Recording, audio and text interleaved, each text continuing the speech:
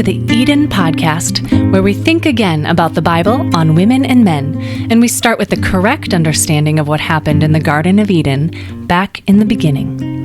Today we'll be hearing from Bruce C.E. Fleming, founder of the True 316 Project. He's a former academic dean and professor of practical theology. The foundation of the True 316 Project is based on the research of Dr. Joy Fleming, who wrote the book on Genesis 2 and 3 titled Man and Woman in Biblical Unity, Theology from Genesis 2 and 3. Now enjoy today's episode of the Eden Podcast. The focus of this episode is surprised by the word patterns in Genesis chapter 3, verses 15 to 17. Let's get started. In the days before GPS technology, a propeller-driven six-seater single-engine missionary plane took off from a grass airstrip heading out across the raw African rainforest. The destination? Another isolated grass strip more than 100 miles away. Some time after taking off into a clear blue sky, and before it could get there, the ground below was covered over by a thick layer of clouds that went on and on and on. Time passed. Where was the airstrip? An attempted landing any place other than that hand-prepared airstrip would result in a terrible crash. The pilot asked the passengers to pray, and then help look for a gap in the clouds so he could get oriented. Eventually, they would have to descend into those clouds to set down. Finally, one of them spotted a gap in the clouds. The pilot looked, recognized a landmark, and based on that insight, immediately banked the plane down into a rapid descent. As the plane descended below the cloud layer, the way to the airstrip was clear. I've been in planes like that, and I felt like the six in that little plane who found that gap in the clouds. The meaning of some verses in the Bible has been clouded as well. For me, the greatest insight through confusing clouds came when my wife, Dr. Joy Fleming, told me she had found the key to unlocking the reading in Hebrew of God's words to the woman in the Garden of Eden in Genesis 3:16. Using that key insight to navigate, she opens up the meaning of God's words to the woman given to her after God addresses the serpent tempter in 3:14 to 15. Many people think God cursed the woman in some way, and even perversely reordered relations between men and women in Genesis 3:16. Some people reject a God who would say things like they think was said in this verse. Others grit their teeth and hang on as they read through the words in their English translations, waiting till they get out of the clouded mess that seems to cover over the verses at the end of Genesis chapter 3. When that pilot took off from the grass airstrip, part of the success the pilot had in finding a landing place came in knowing the lay of the land. Also, the pilot knew the landmarks and could navigate by them. In her doctoral research, my wife discovered a clear pattern written into Genesis 2 and 3. These two chapters are put together using a 7-part pattern that's a chiasm. A chiasm can be pictured like a rainbow or as a bell curve. In a chiasm, the theme or words used in the first line or section, let's call it A, are repeated in the corresponding section at the end, A'. Likewise, with the second section from the beginning, B, and the next to the last section, B'. A chiastic pattern works this way until the center section is arrived at. That section is often the key or turning point to the chiasm. In Genesis chapter 2, God creates the man and puts him in the Garden of Eden. Then God continues to create and relate until the summit is reached in 2:25. In chapter 3, Satan attacks, and there's a sharp downward slope. The corresponding end sections of A and A' in Genesis 2 and 3 are that in A, God places the man in the Garden of Eden, and in A', God drives the man out of the garden. The discovery of the precise parts of the Genesis 2 through 3 passage provides the overview or the map of the terrain in Eden, so to speak. As my wife became convinced that these chapters were written in this pattern, she discovered the sub-patterns that tie ideas together in the Hebrew text. She noticed that God's words to the serpent tempter and the man both contained the same key Hebrew words following a parallel pattern, but that God's words addressed in between to the woman did not use that vocabulary or follow that pattern at all. She noted, however, that God's words to the woman did connect in a particular way to God's words to the other two characters addressed after and before her. This occurs in God's first 4 Hebrew words spoken to the woman in line 1 of Genesis 3:16. The 4 Hebrew words take several more words in English. Multiplying, I will multiply, your sorrowful toil, and your conception. Then, one day, while reading a journal article by Dr. Isaac Kikuwata about a smaller word pattern way over in Genesis chapter 11, she had a gap in the clouds moment. As Kikuwata analyzed the structure of that passage, she inferred to a similar structure located in Genesis chapter 2. Genesis 2? Well, that drew her attention. That's my passage, she thought.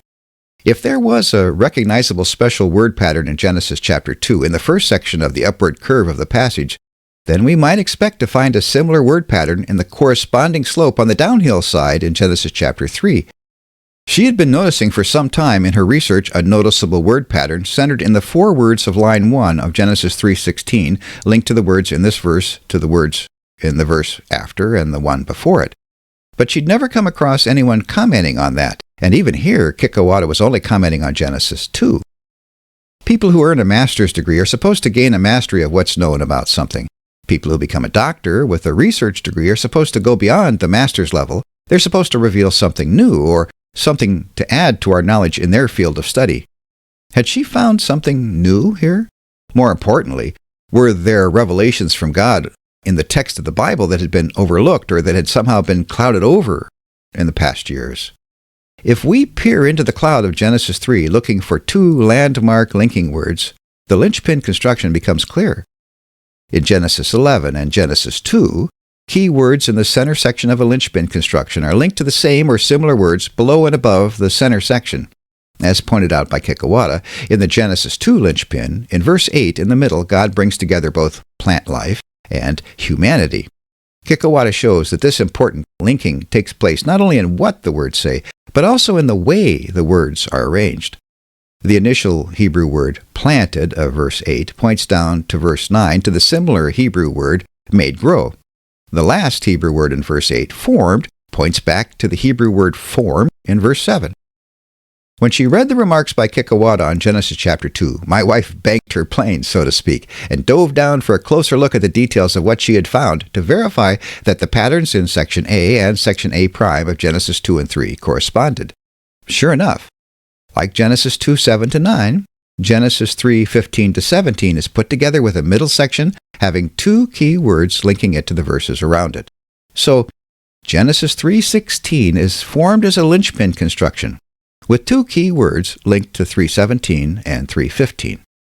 As it turns out, recognizing this is very important when it comes to understanding these words and translating them into our modern languages. Missing the presence of this linchpin construction contributes to the mistranslation and misunderstanding of this very important verse.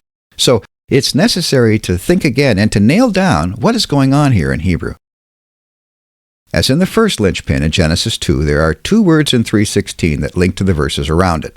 The Hebrew word sorrowful toil in verse 16 links down to the same Hebrew word sorrowful toil in the verse after it. The Hebrew word conception in verse 16 links back to the similar Hebrew word seed or offspring in the verse before it. This precise way of arranging these words did not happen by accident.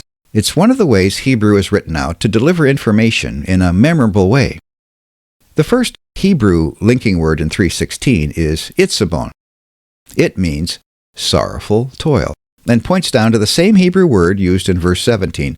There, God tells the man that the curse on the ground made because of him will result for him in itzabon, or sorrowful toil. In field work, each one, the woman and the man, would have itzabon, or sorrowful toil. And they weren't to be the only ones. All humanity, regardless of gender, is subject to this itzabon, this sorrowful toil. For we all have to deal in some way with the ground that God cursed because of the man. The Hebrew word itzabon is used only 3 times in the Old Testament. The third and last time is instructive. In Genesis 5:29, a new child is born. He is named Noah. Well, we've all heard of him. The name Noah means rest, relief, or comfort, which means relief from itzabon, relief from sorrowful toil. Here's what the verse says where it uses the Hebrew word itzabon. Now he called his name Noah, saying, "This one will give us rest from our work and the sorrowful toil of our hands, caused by the ground which the Lord has cursed."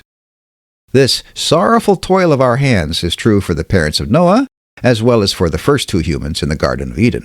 It's not something that only applies to the woman in Eden, and it's not something to do with the act of childbirth, as many modern versions would have us believe. It has to do with the sorrowful toil of our hands as we work the cursed ground.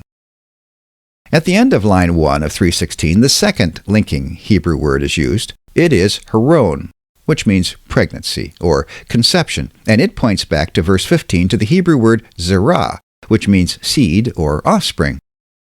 A literal translation of the 4 Hebrew words of line 1 of Genesis 3:16 in English would be as follows. 1. Multiplying. 2. I will multiply. 3. Your sorrowful toil. 4. And your conception.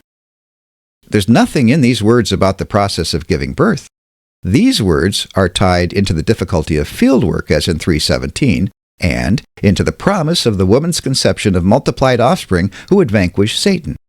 But have you noticed in the English translation of the Bible you typically refer to that you can't make out the linking words in line 1?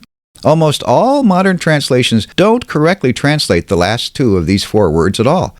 They write out line 1 of 3:16 as if it's talking about pain in childbirth. They incorrectly treat the Hebrew words of the linchpin as if they can be merged into just one idea, and a new and different idea at that. They could do this if they had grammatical justification to do this. They could do it if in these words there were an indication of the presence of what's called a hendiadys.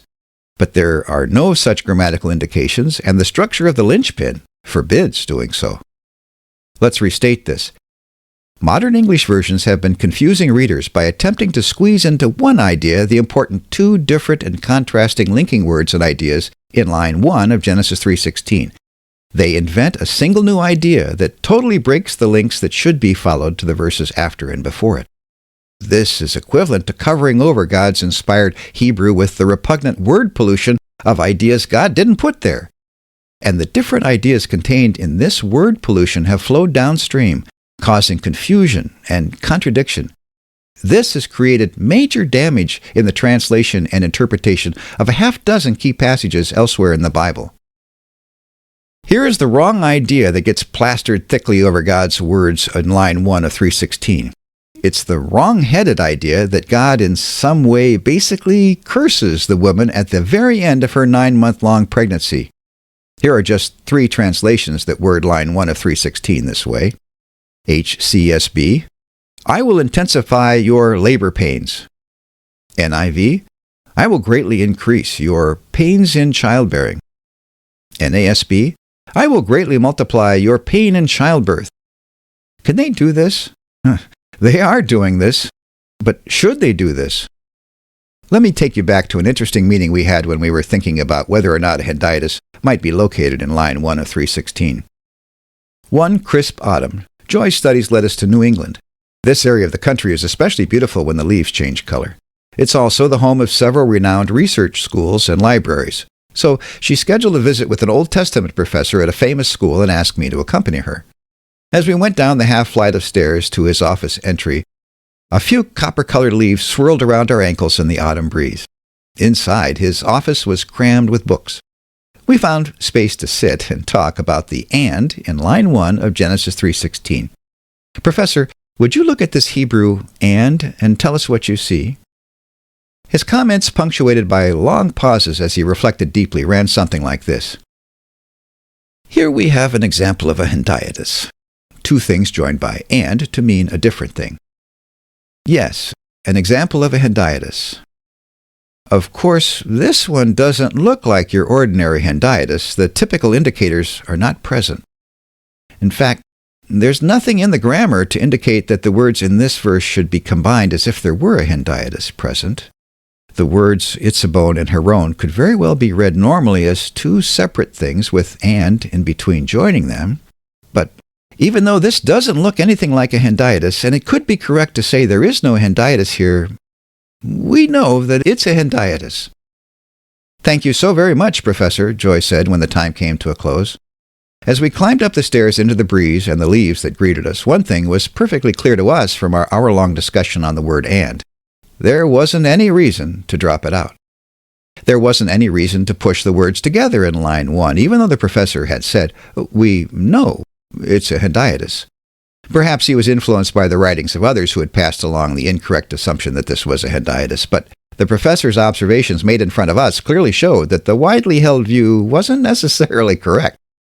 Without squeezing the words of line 1 into a hendiadys, the math in Genesis 3:16 line 1 is easy to calculate. One thing plus one more thing joined by the word and adds up to two different things: sorrowful toil and conception.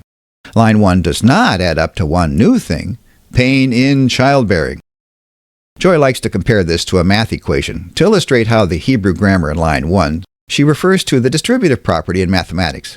In math language, the distributive property goes this way: A times B plus C equals AB and AC.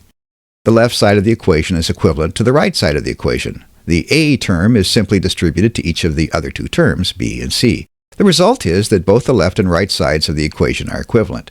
In the case of line 1 of Genesis 3:16, the left side of the equation is God will surely multiply. The right side of the equation has two elements. The resulting meaning is that God will surely multiply sorrowful toil, and also that God will surely multiply the woman's conception. As in the math equation, God is going to multiply not one, but two things. That's what a good translation should show us, but that's not what's out there in practically every translation. Joy's discovery uncovers a major error that modern translations are making in the way they are wording Genesis 3:16 for us into English. And the more we look at it, the more it becomes clear that this is a big problem. Have you ever wondered why God appears to be so harsh with the woman in 3:16? So have others. They've asked, if she was treated this way by God, then did she somehow deserve it? And if she deserved what was practically a curse imposed on her, only on her, just think of how bad she must have been. To treat her this way goes along the lines of the man's accusation that she had been his temptress. That was a false charge. The man had also blamed God. Both ideas were wildly incorrect. Neither the woman nor God tempted the man. Satan and the serpent tempted the man. Why would the man blame her, treating her as if she's his enemy? She's the enemy of the serpent. God has confirmed her as Satan's adversary. Would this powerful adversary have anything to do with working behind the scenes to twist the translation of God's actual words to the woman? It would be a masterstroke against her in public opinion. It would lead to serious mistreatment of women by those who thought her deserving of severe punishment. God treated the woman with respect. God warned her that she would have sorrowful toil in participating in fieldwork, just as the man would, her fellow farmer, when they worked the fields God had cursed because of the man. God then built on his creation blessing to her. God promised that she would have multiplied pregnancy, and one of her offspring would be the Messiah. In his defiant challenge to God, the man dared to accuse God of being his tempter, and then the man had also blamed the woman as being his tempter. Neither charge was correct. And modern translations that promote the idea that God changed the last hours of her conception and pregnancy into a special moment of punishment are incorrect as well. We need to let Genesis 3:16 communicate its message to us clearly, without the word pollution. And we need to spread the true meaning of 3:16. You've been listening to the Eden Podcast, and we invite you to visit our website at true316.com. That's TRU316.com for links to our books, blog posts, and our YouTube channel with more than a dozen in-depth workshops on the 7 key Bible passages on women and men from Eden on. You can also receive a study guide on this episode for use in small groups and more. Find that in our blog posts at our website or email bruce@true316.com to request the study guide. The Eden Podcast is brought to you by the True 316 Project, true316.com. You can help move forward the True 316 Project. Please visit patreon.com. And thanks for listening to the Eden Podcast.